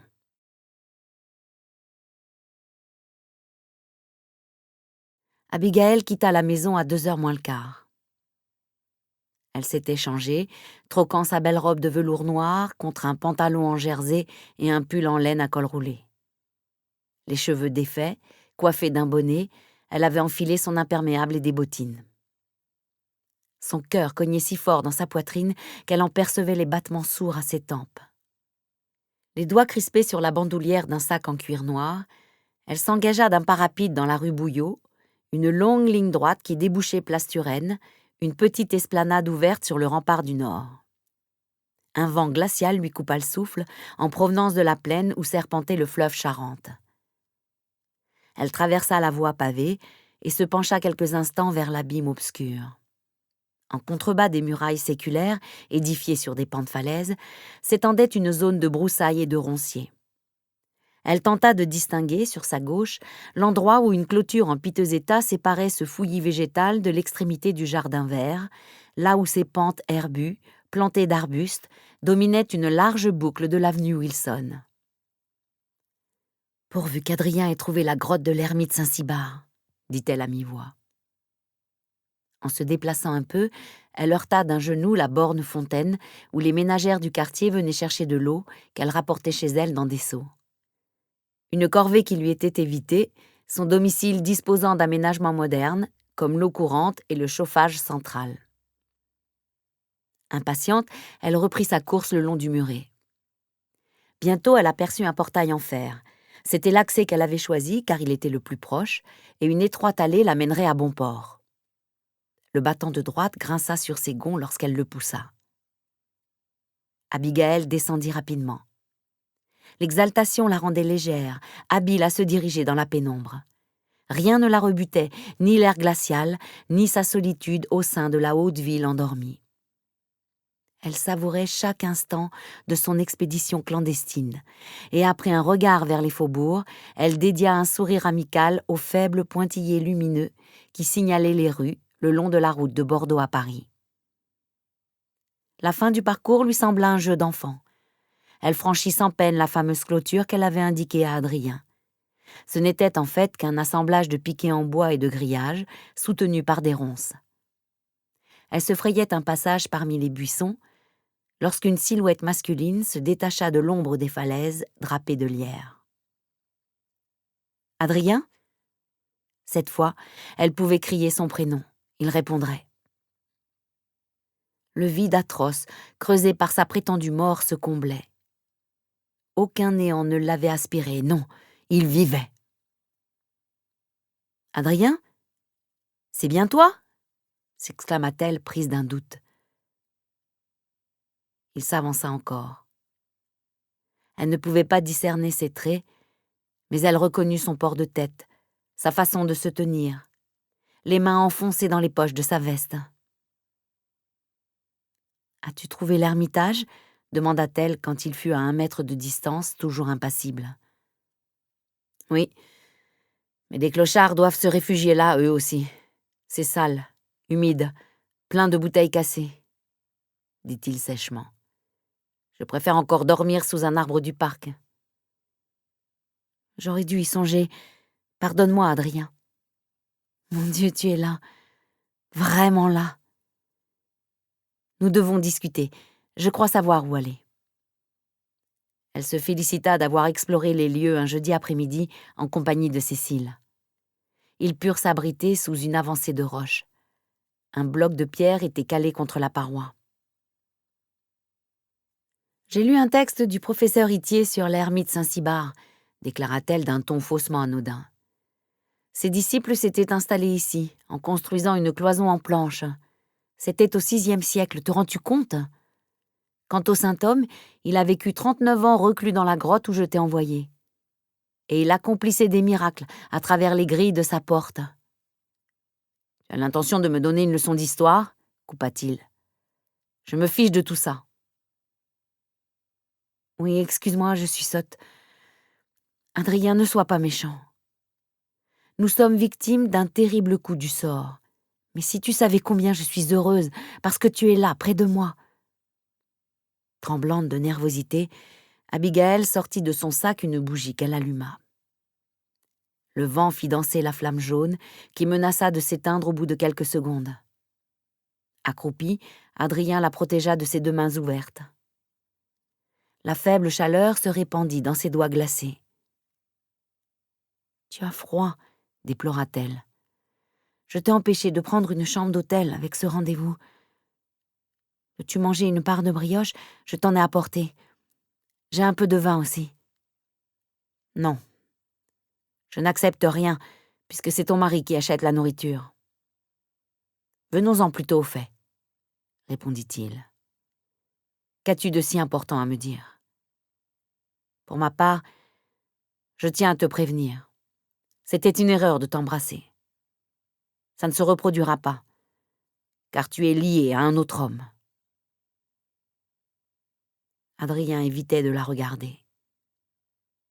Elle en fut blessée et s'exaspéra. « Mais je dois te dire toute la vérité. Je ne veux pas te mentir, car tu mérites d'apprendre ce qui s'est passé après ton départ. » « Dans ce cas, je t'écoute. » Elle prit place sur le bloc de pierre sans cesser de le fixer, d'admirer son profil, le dessin énergique de son nez, de son grand front. Elle dut faire un effort pour parler, victime de l'attirance irrésistible qu'Adrien lui inspirait. Elle aurait aimé le toucher, poser ses lèvres sur les siennes. Il était là, et elle subissait, ravie, le pouvoir qu'il gardait sur ses sens, sur son cœur. Tout d'abord, j'ai fait la connaissance de Maxence Vermont quand la Gestapo est venue arrêter le professeur Itier, le matin où il allait épouser Tantine, dit-elle enfin. Quoi? Il voulait se marier? Pourquoi donc? Ne m'interromps pas, supplia-t-elle. J'ai l'impression d'avoir accumulé une suite d'erreurs que je vais payer le prix fort, alors sois gentil. Écoute-moi. Nous avons peu de temps. Il fit signe qu'il comprenait, mais en crispant les mâchoires. Adrien luttait lui aussi pour ne pas la prendre dans ses bras. En l'attendant, il s'était préparé à leur entrevue, bien décidé à la tenir à l'écart. En dépit de ses résolutions, il frémissait au seul son de sa voix douce, se souvenant des moments paradisiaques où elle gémissait de plaisir sous son corps d'homme. Jacques avait été dénoncé par une lettre anonyme, précisa-t-elle. Par chance, sa sœur, Véronique Rousseau, a réussi à le faire libérer, la police allemande n'ayant aucune preuve solide. Mais sans l'appui du préfet et celui de son fils, Maxence, le professeur serait mort torturé. Je t'expliquerai mieux plus tard. Toujours est-il que ce jour-là, Maxence a conduit Véronique Rousseau à la ferme. Je t'assure, ne te vexe pas, j'ai cru que tu me revenais, et j'ai couru vers toi. Hélas, ce n'était pas toi. J'ai rapidement constaté mon erreur, à la voix qui différait, aux vêtements élégants, à d'autres petits détails. J'étais cruellement déçue. Peu après, Béatrice m'a annoncé ta mort. Abigaël, la gorge nouée par l'évocation des heures les plus sombres de sa jeune vie, raconta ensuite à quel point Maxence s'était montré amical, respectueux, compatissant. Elle dépeignit l'animosité de Cécile envers le jeune homme. Ta sœur était furieuse qu'il ose te ressembler. Elle l'évitait de son mieux. Comme j'avais fait la connaissance de Louis de Martignac, qui s'était révélé être mon oncle, Cécile séjournait le plus souvent au château. Ma petite Cécile. En voilà une qui ne m'a pas trahi au moins, ironisa Adrien. Je veux la voir, entends-tu? Et je l'emmènerai. L'emmener? Mais où? Et pour lui offrir quelle vie? Cécile travaille très bien en classe. Elle adore Agnès, la fille de Louis. Tu ne peux pas l'arracher brusquement à une situation sereine, durement acquise. Bon sang, je suis son frère, j'ai tous les droits. Adrien la dévisagea enfin, mais d'un regard noir, hargneux. Abigaël dut contenir un sanglot de désespoir. « Seigneur, pas ça, dit-elle. Pourquoi deviens-tu mon ennemi, Adrien? Es-tu sourd? Aveugle? Je souhaite de toute mon âme pouvoir vivre avec toi et Cécile. Je ne resterai pas chez Maxence. Je le quitterai demain s'il le faut, à condition que tu veuilles encore de moi. Même si je voulais de toi, je suis assez lucide pour admettre que tu n'as aucun moyen de te libérer. Et je n'ai pas envie de briser un ménage. Tu ne briseras qu'une mascarade, Adrien, affirma Abigaël. Je t'en conjure, il faut me croire. J'ai refusé catégoriquement la demande en mariage de Maxence. Malgré les sermons de Tantine, les conseils de Béatrice, du professeur, j'avais la ferme intention d'élever seul notre enfant. Oncle Yvon affirmait qu'il nous hébergerait de grand cœur, le bébé et moi. J'en rêvais. Je me plaisais tant à la ferme. Bien sûr, devenir fille-mère impliquait une mauvaise réputation si je cherchais un emploi. Mais rien ne m'effrayait vraiment, sauf une chose. Notre enfant serait peut-être traité de bâtard quand il irait à l'école. Il en souffrirait. Adrien l'écoutait attentivement. Une expression grave sur le visage.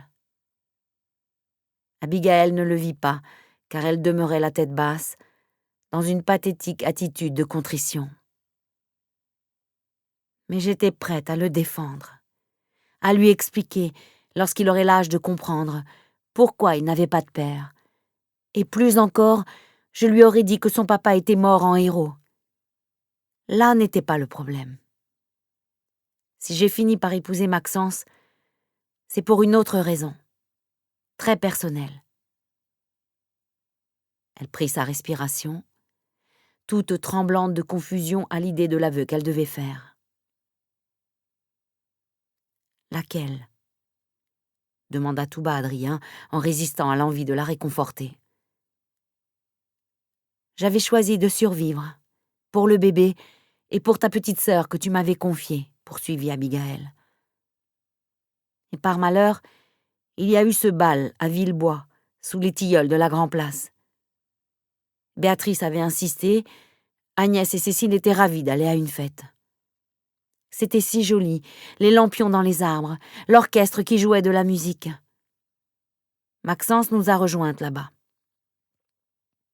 Au début, sa présence a tout gâché pour ta sœur et moi. Dieu m'est témoin, j'étais tellement triste. J'aurais voulu que tu sois à mes côtés. Je m'imaginais en train de danser à ton bras, aussi joyeux et amoureux que les autres couples. Mais j'étais seule. Alors, j'ai bu du vin blanc. Trop de vin. Tout m'a paru plus simple, plus facile. Si je clignais un peu des yeux, je croyais te voir en regardant Maxence. Il m'a invitée. J'ai valsé avec lui comme si c'était toi, Adrien. Je me répétais que tu étais de retour, que je n'avais plus aucun souci. Je rêvais encore et encore de notre mariage, de notre vie ensemble. Et que s'est-il passé ? Abigaël lui fit face, les joues rouges, en larmes. Adrien, gêné, se détourna. J'ai bu 2 autres verres de vin. Je n'étais plus moi-même. Pourtant, je me souviens combien j'avais besoin d'être heureuse, de me sentir vivante. J'avais failli mourir 2 fois, je te dirai plus tard comment. Et soudain, j'étais enfin capable de savourer l'odeur de l'herbe coupée, la beauté des étoiles dans le ciel. Et puis voilà. J'ai couché avec Maxence, de mon plein gré, même si j'étais ivre. Une fois dégrisée, j'ai eu honte de ma conduite. Le lendemain, je me suis confessée au curé de Puymoyen qui m'a sommé de rentrer dans le droit chemin, de mener une existence honnête. J'ai accepté l'offre de Maxence. Il promettait de donner son nom à l'enfant, de veiller sur nous deux, sans rien m'imposer en retour, du moins tant que je ne serai pas prête. Or, il n'a pas tenu parole. Pardonne-moi, je n'ai jamais voulu ça. Elle éclata en sanglots, les mains nouées au creux de ses genoux. Adrien l'observa sans rien dire. Un long moment. Bah, les hommes ne sont pas des saints, Abigail. Arrête de pleurer. Ça n'en vaut pas la peine. Tu as épousé ce type, il était en droit d'exiger ta complaisance. J'apprécie sa générosité. S'encombrer d'une fille enceinte d'un autre, lui procurer tout le confort. Une belle maison, des bijoux, ouais. C'est un type bien. Tu es odieux, gémit-elle. Non. Lucide. Maintenant, explique-moi comment tu as perdu le bébé. C'est douloureux d'en parler, je t'en prie. Je te l'ai dit, j'ai fait une fausse couche. Le destin, sans doute, trancha-t-il. Vous aurez bientôt votre propre enfant. Tu oublieras le nôtre. Je suis désolée, cependant, que tu aies autant souffert. Je veux te rassurer aussi. J'ai compris pourquoi tu as couché avec ton notaire la première fois. L'envie de vivre, le besoin d'être heureux, je sais ce que c'est. Si je mets ma jalousie de côté, je n'ai pas de reproche à te faire. J'étais mort, n'est-ce pas? Mais oui, j'étais persuadée de ta mort. Béatrice a fait des recherches afin d'avoir une preuve formelle, en vain. Toi qui es médium, tu n'as pas été surprise que je ne vienne pas te dire adieu? Hasarda-t-il d'un ton dur. Si, évidemment, mais tout était tellement confus dans mon esprit. Je me souvenais de ce que tu souhaitais quand nous abordions le sujet dans le grenier de la ferme. Quelle époque bénie, nous deux seuls là-haut, la nuit, le jour, à discuter, à rire, à lire tour à tour des extraits de romans. Tu prétendais aspirer au néant total, au sommeil éternel, sans rêve ni retour parmi les vivants. Les défunts sont exaucés, j'ai pensé que tu ne voulais pas te manifester. C'était pratique comme raisonnement, en fait, ironisa-t-il. Comment oses-tu, balbutia-t-elle, la gorge serrée par les larmes qu'elle contenait. Abigail poussa une plainte de pure détresse. Tout à coup, elle se remémora les mots qu'Adrien venait de prononcer. Si je mets ma jalousie de côté. Elle n'était pas naïve au point d'associer la jalousie, souvent symbole de possession, à l'amour sincère. Néanmoins, elle puisa du courage dans cette petite phrase. « Je n'aime pas Maxence », déclara-t-elle brusquement, la voix plus ferme. « Je ne l'aimerai jamais. Je me moque de tes sarcasmes et de tes allusions perfides. Peut-être me détestes-tu, mais moi, mes sentiments sont les mêmes que le jour maudit de ton départ. Tu m'as abandonné, Adrien, sans te soucier de mon sort. Il y avait un risque que je sois enceinte. Tu le savais sûrement mieux que moi. » Elle le fixa avec insistance. Il se perdit dans l'eau bleue de son regard, d'une pureté de cristal. Dépouillée de son collier de saphir, du luxueux manteau de fourrure, elle lui présentait, avec son bonnet de laine, ses mèches folles d'un châtain doré sur le front, l'image intacte de son petit ange de naguère. « Mon précieux trésor de la vallée de l'Anguienne », se dit-il le cœur lourd. « Mon petit amour. » Adrien retint un soupir.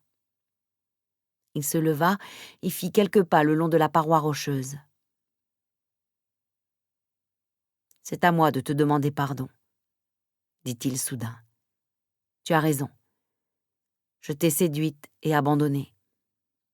Je ne vaux pas mieux que la plupart des hommes. Mais au fond, tu ne m'as pas quitté un instant, Abigail. Tu étais près de moi dans le train, à Paris, sur les quais, dans cette chambre minable où nous organisions des réunions entre camarades de combat. J'étais aussi dans la fumée de ta cigarette. Tu as écrit ça sur ta carte postale. Oui, je voyais ton visage, et tu me souriais. Après, j'avais tous les courages. Je t'estimais à l'abri chez ton oncle, entouré par ta tante, le professeur, Cécile. Comment aurais-je eu la force de me battre, de m'enfuir, de revenir, si ce n'était pas pour te retrouver, te serrer dans mes bras. Alors, peux-tu concevoir le choc que j'ai subi en apprenant que tu étais marié au bout de 7 mois seulement? C'était plus douloureux, plus atroce que tout ce que j'avais vécu en Allemagne. Abigail n'y tint plus. Elle se leva et s'élança vers lui.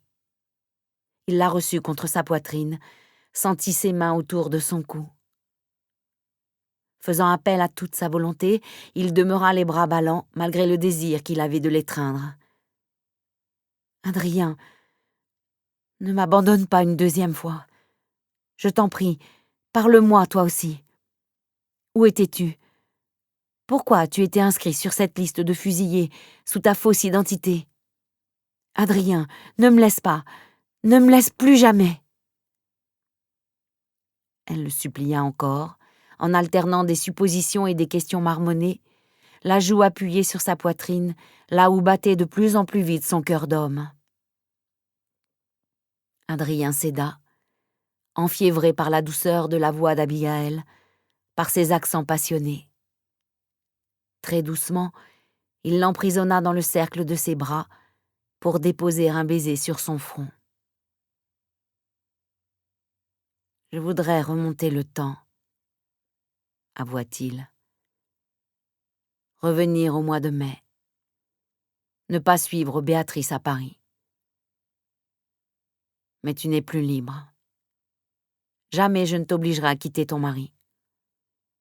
Tu dis ne pas l'aimer, pourtant il t'a apporté la sécurité, l'honorabilité. Je n'ai rien à t'offrir, Abigail. Toute ma fortune est là, au fond de mes poches, quelques sous, ces vêtements récupérés à la Croix-Rouge.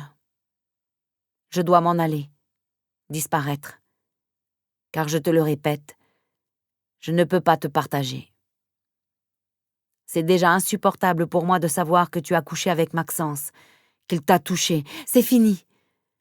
Je vais lui dire que tu es vivant. Il comprendra. Je partirai avec toi, n'importe où, Adrien. Non. Si tu me suivais, tu connaîtrais la misère, la faim, le froid. Tu serais en tort, considérée comme une femme adultère. Et Cécile, tu l'as dit toi-même, elle va à l'école, elle a des amis. Je ne peux pas lui imposer une vie d'errance. Au moins, je n'aurai pas à m'inquiéter pour vous deux. Il se tut, épuisé de chagrin. Abigail le serra très fort, avide de sa chaleur, de son odeur. Adrien ne cherchait pas à l'embrasser, mais la berçait tendrement. Ils se sentaient apaisés au contact l'un de l'autre. « Je trouverai une solution, » affirma-t-elle. « Pourquoi parler de départ, d'errance, de faim, de froid, de misère? Oncle Yvon peut t'accueillir. Le travail ne manque pas à la ferme, ni la nourriture. Tu pourras voir Cécile le dimanche. Si ce n'était pas possible, je sais qui t'hébergerait avec joie. Jacob Kern, un Mosellan, un grand ami de Claire. Il s'est installé dans l'écurie du Moulin du Loup. Sauvageon reste à ses côtés désormais. Tu peux même y aller dès demain, de ma part. Il sera content d'avoir de la compagnie et de l'aide, car il nettoie les ruines du corps de logis.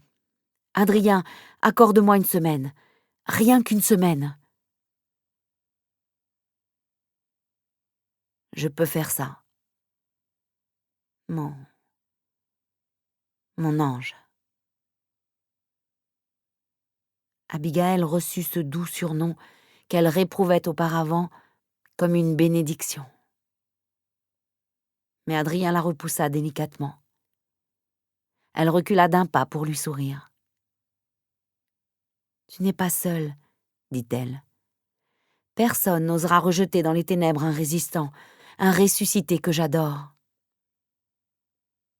« Mais que veux-tu faire ?»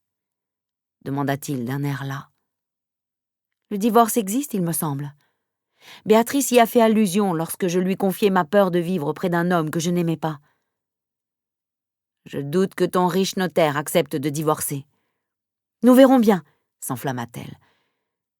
Si tu m'expliquais enfin ce qui s'est passé à Paris. Ton nom d'emprunt, je l'ai lu sur cette affreuse liste. Rémi Potier. Adrien extirpa un paquet de cigarettes de sa poche. Il en alluma une avant de se rasseoir sur le bloc de pierre. C'est une histoire ahurissante. Un coup du sort. Un de mes camarades du parti, de ceux que j'ai rencontrés à Paris, a été fusillé. Mais lui, il s'appelait vraiment Rémi Potier. Il n'avait pas de faux papiers, comprends-tu? Je l'ai su récemment, quand je suis revenu à Paris. Mais sans penser une seconde que vous étiez au courant de cette mort, de ma prétendue mort. Moi, pendant l'exécution, j'étais en route vers la Bavière, sous ma fausse identité. Viens. Assieds-toi. Je vais essayer d'être bref. Elle le rejoignit et s'installa près de lui. Il la prit par l'épaule et commença son récit. Le vent torturait la flamme de la bougie, le froid s'intensifiait. Les premiers flocons de neige se mirent à voltiger quand Adrien racontait son arrivée en terre ennemie, dans une scierie allemande, située à l'entrée d'une vaste forêt.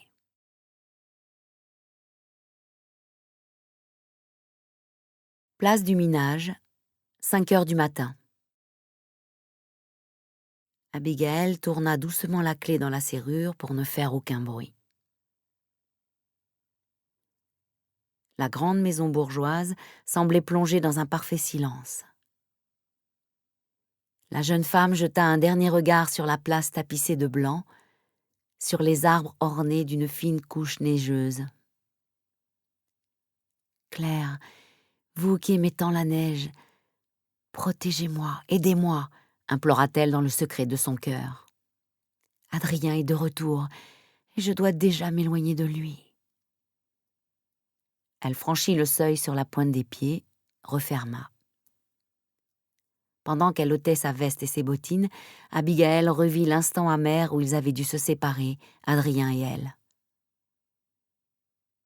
Nous nous sommes embrassés sur les joues, en amis. Il ne voulait pas que je sois infidèle à Maxence.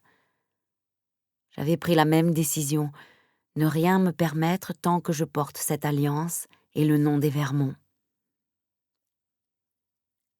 Un bruit en provenance de la cuisine la fit sursauter. Un ray de lumière traversait le couloir. Quelqu'un était levé. Elle espéra de toute son âme qu'il s'agissait de son grand-père. Mais son mari apparut, habillé, coiffé, une tasse à la main. « D'où viens-tu » interrogea-t-il tout bas. Abigaël avança vers lui, encore hésitante. Elle avait le choix entre inventer un prétexte, comme une balade nocturne sous la neige, ou bien dire immédiatement la vérité. « Je vais t'expliquer, Maxence, » répondit-elle. « Si nous allions dans la salle à manger, je ne voudrais pas réveiller grand-père. » « Pourquoi ? Aurons-nous besoin de crier ?» dit-il d'un ton neutre. « Non, enfin, je l'ignore. »« Va t'installer, je t'apporte du café frais, » déclara-t-il. « Je suis debout depuis une demi-heure. J'ai jeté un œil dans ta chambre, qui n'était pas verrouillée, et ton lit était vide, fait au carré. Alors j'ai pensé que tu t'étais endormie sur le canapé du salon, mais non. Ma petite épouse se promenait. » Maxence la dévisageait d'un air ironique.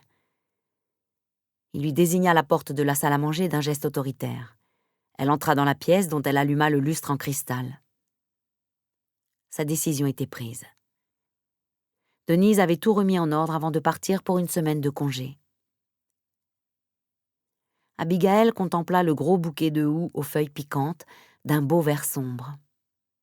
Elle regarda ensuite les lourds rideaux en velours, les guirlandes de lierre enrubannées de rouge. L'impression qu'elle avait eue durant le dîner se renforça.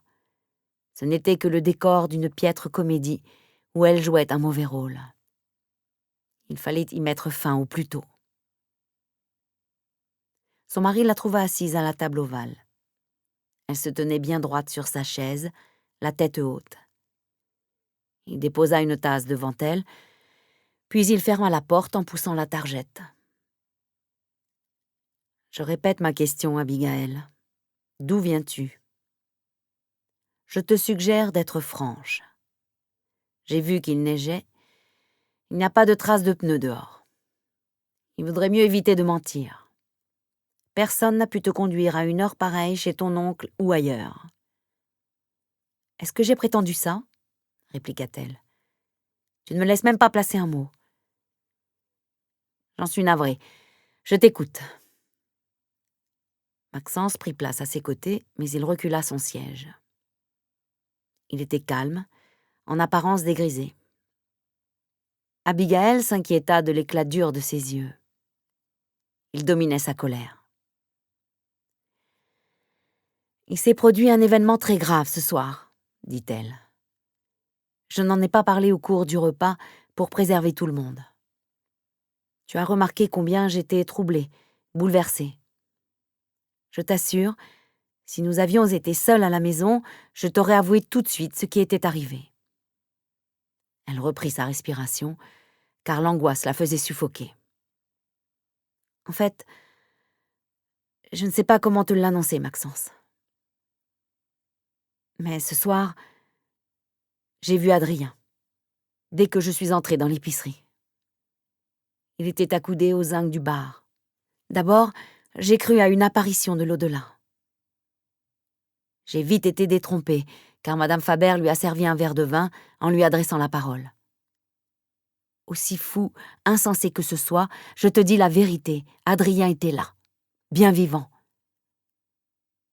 Je comprends mieux la raison de ton retard, commenta simplement Maxence d'une voix altérée. Tu n'as que ça à me dire, s'étonna-t-elle. Mais te rends-tu compte de ce que j'ai ressenti?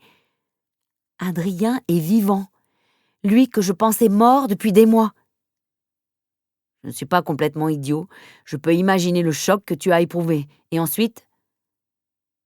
Désemparée, Abigail considéra son mari avec méfiance.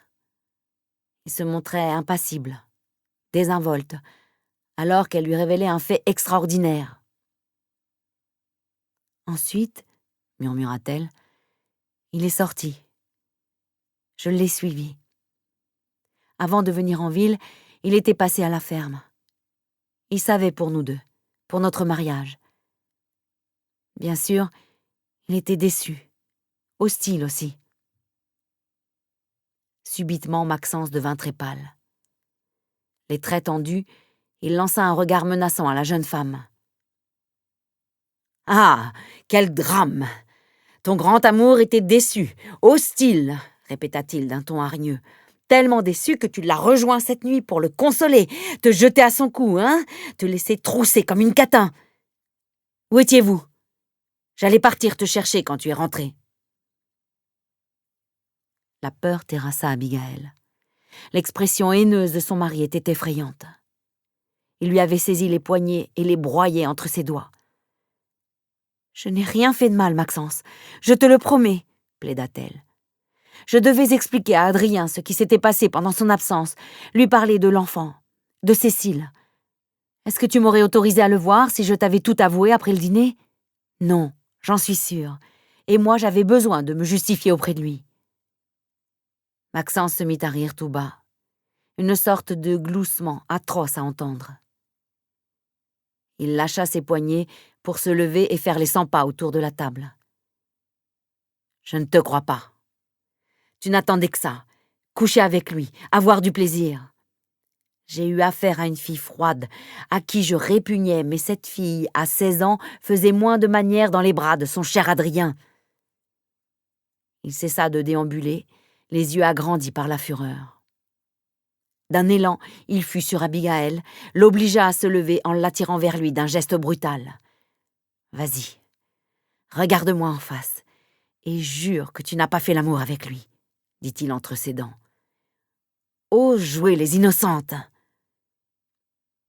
Elle lui fit face, ranimée par l'indignation, délivrée de toute crainte. « Tu peux me frapper ou me torturer comme l'a fait ce milicien au printemps, je n'avouerai pas une faute que je n'ai pas commise. Et même si je l'avais voulu, Adrien aurait refusé, pour préserver mon honneur, mon engagement envers toi. Mais je n'y songeais pas. Il s'écarta d'elle d'un pas vacillant, puis il reprit ses allées et venues dans la pièce. « D'accord, gronda-t-il. D'accord. Tu ne m'as pas trahi, je veux bien gober ça. Dans ce cas, il reste à souhaiter que ton ancien amant fiche le camp rapidement, qu'il aille au diable. Tu es mon épouse, tu as prêté serment devant Dieu et les hommes. Qu'Adrien soit revenu ne peut rien changer. Il fera sa vie de son côté sans remettre les pieds ici à Angoulême. J'espère que tu le lui as fait comprendre. » Nous espérons que vous avez apprécié cet aperçu. Pour continuer à écouter ce livre audio sur Google Play Livres, utilisez le lien dans la description de la vidéo.